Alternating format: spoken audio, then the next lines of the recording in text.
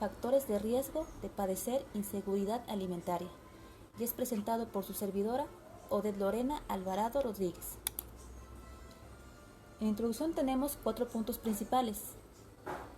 El primero de ellos nos dice que el tema se ha popularizado debido a que actualmente representa una problemática real que involucra a todos los sectores de la población. Los gobiernos a nivel mundial se enfrentan a la dura tarea de dar acceso a los alimentos para toda la población. Dicho esto, de acuerdo con cifras, para el año 2050, la población mundial va a ser tanta que no va a haber suficientes alimentos para satisfacer las necesidades básicas de todos. El trabajo consiste en la identificación de los factores de riesgo actuales que pueden ser claves para padecer inseguridad alimentaria. La investigación se realizó en 2 fases, fase documental y fase de campo. Todo esto con el fin de complementar dicho trabajo investigativo. El objetivo general es determinar los factores de riesgo existentes que pueden llevar a enfrentar una situación de inseguridad alimentaria. Los objetivos particulares son: el primero, diagnosticar los factores externos que exponen a la población a padecer inseguridad alimentaria e identificar las personas que sufren esta problemática entre los grupos vulnerables. El propósito de la investigación es dar a conocer los factores externos que existen en la actualidad y que representan un riesgo de padecer inseguridad alimentaria. Bueno, para la metodología, como mencioné anteriormente, están compuestas de 2 fases, fase documental y fase de campo. La primera, que es la fase documental, consistió primeramente en delimitar el tema, seguido de ello, definir el objetivo principal y los específicos. Una vez esto, se procedió con la realización de un plan de investigación. Después, comenzó la búsqueda, la selección y clasificación de la información que se obtuvo. Para ello, hice uso de fuentes confiables propias de revistas científicas y de artículos especializados. También hubo una clasificación y selección de material audiovisual. Después de ello, se realizaron unos gráficos de resultados para posteriormente dar cuerpo al informe final. En la fase de campo se procedió de manera directa con la realización de un diario de campo y un primer recorrido al sitio de estudio. En mi caso, el sitio de estudio fue una colonia de la ciudad de Acayuca, en Veracruz. Ese mismo día que realicé el primer recorrido, hice también un registro fotográfico sobre cómo estaba la situación en dicha colonia. Después de ello, se realizó una segunda visita y una guía de entrevista. En esta segunda visita, ya identifiqué a las personas que podrían ayudarme con la realización de las entrevistas.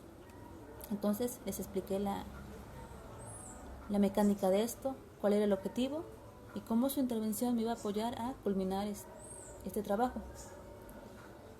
Dicho lo anterior y con el consentimiento de las personas, procedí a la realización de las entrevistas. Tengo que mencionar aquí que de las personas que entrevisté, que fueron 3, una de ellas fue la que me dio la autorización para grabar un audio. Después de esto, realicé una encuesta en línea y todo esto con el fin de complementar la fase de campo.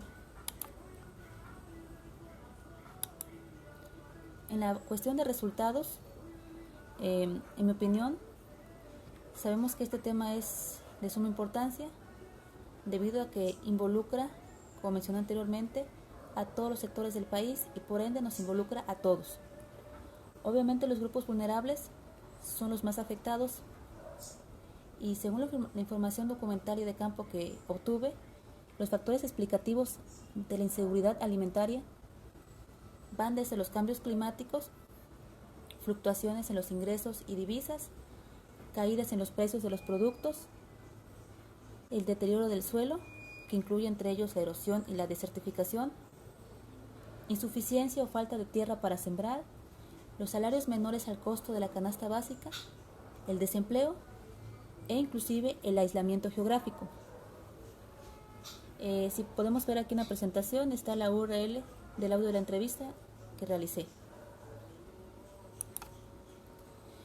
Los gráficos son provenientes de la encuesta en línea que se aplicó. Entonces, ahí se puede observar que una de las preguntas que realicé fue ¿cuántos hijos tiene? Podemos observar que más del 50% no tienen hijos, pero observamos que de los que tienen hijos, como máximo tienen 2 hijos. Siguiente pregunta es ¿entre qué rango de edades se encuentran la mayoría de sus hijos? Podemos ver que los que tienen hijos, el 25% tiene hijos entre los 20 y 30 años y el 12.5% tiene hijos menores de edad. Entonces, son los datos que se obtuvieron en dicha encuesta. Otro de ellos fue una pregunta que realicé sobre un programa de beneficio social llamado Cruzada Nacional Sin Hambre. Entonces yo pregunté que si habían sido beneficiarios de dicho programa. La respuesta al 100% fue que no. Bueno, la segunda pregunta era, en caso de ser beneficiario de dicho programa, ¿cuánto le ha llegado o cuánto tiempo tarda en llegar el apoyo? Entonces, como la respuesta fue nula, entonces esta pregunta pues no aplica. En el apartado de conclusiones y recomendaciones, yo considero que también hay que tomar en cuenta tanto factores internos como externos. Y algo muy importante es que los programas sociales realmente apoyen a los grupos vulnerables. Por ello, debe haber un seguimiento de dichos programas, de que realmente se ejecuten y se lleven a cabo correctamente, porque alcanza un porcentaje muy pequeño de la población que realmente lo requiere. Entonces, gente que realmente requiere ese apoyo no lo tiene. Entonces deberían darle atención a que esos programas sociales realmente se implementen con la gente que realmente lo requiere. En la cuestión de apoyo al campo, también considero que se deberían implementar apoyos para los campesinos. Se deberían de proporcionar insumos y material necesario para que ellos trabajen en el campo, porque nosotros actualmente en México tenemos muchas tierras ociosas, tierras que están ahí, pero que no las hacen producir.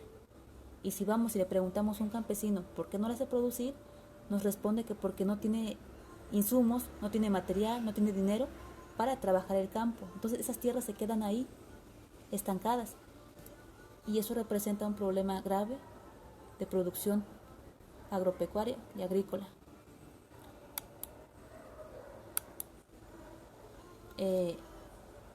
Durante el desarrollo de este trabajo considero que tuve solamente fallas técnicas y un poco de logística en la elaboración del plan de trabajo.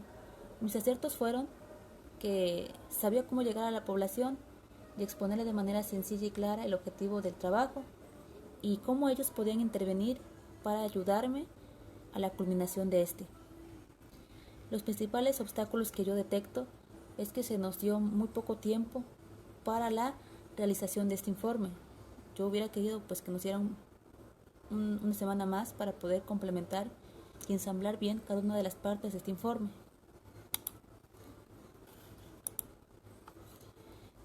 Los objetivos se cumplieron, pero necesito realizar una nueva entrevista a algún profesionista experto en el sector agroalimentario para contrastar las conclusiones que obtenga de la charla con este experto con las conclusiones que obtuve charlando con la gente de la comunidad ahí en esa colonia.